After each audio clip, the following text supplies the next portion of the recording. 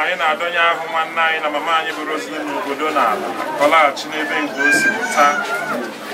Anyị na-eme nke a n'ihi na ọ masịrị Chineke Chike niile isi na ndụ nke a kpọrọkwa nwanne anyị.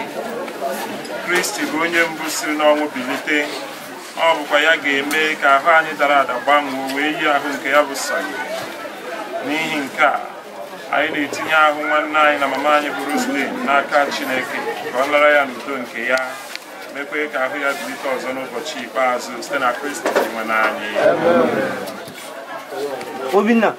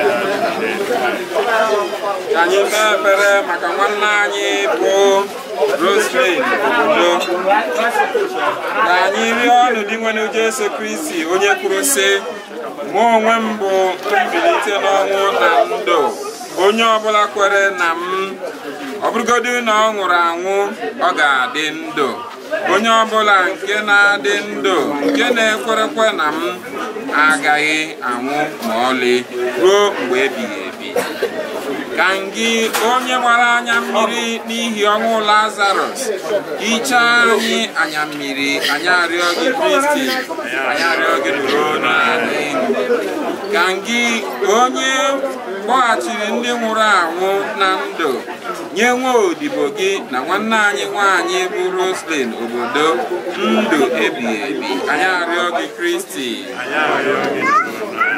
ka gị onye kwere onye ohi nke charanụ nkwa iru na Paradaịs nabata nwanne anyị Roselyn obodo na-aṅụrị nke eluigwe. Anyị arịọ gị Kristi, eji mmiri baptizim saa Roselyn obodo, werekwa mmanụ nsọ gbaa ya ume ka ị kpọbata ya n'otu ndị nsọ gị. Anyị arịọ gị Kristi, anyị nọ n'iru uju n'ihi ọnwụnwa anyị, ka okwukwe na olileanya nke ndụ ebighị ebi kasị anyị obi. Anyị arịọ gị Kristi, onye nwe anyị, ụzọ ebere abụọ ka anyị na-arịọ ka imere nwanne anyị nwaanyị bụ Roselyn obodo. Nke mbụ, obodo gị nwere ogo ya ime ihe bụ uche gị. Ekwela ka ọ daba n'ahụhụ nke dịrị nke abụọ, mgbe nwa odibo gị dị n'ụwa, ezi okwukwe ihe jikọrọ ya na ndị niile kwerenụ, mee ka ebere gị sikwa otu ahụ jikọọ ya na ndị mmụọ ozi gị n'ụwa ọzọ. Anyị arịọ gị nke a site na Kristi dị nwe n'anyị. Maka ndị na-eru uju, o Chukwu, anyị na-arịọ ebe anyị na-akwa akwa arịọ maka nhapụ nke nwa gị bụ Roselyn obodo, ka anyị na-echeta mgbe niile n'ụbọchị ọnwụ nke anyị na-abịawanye nso.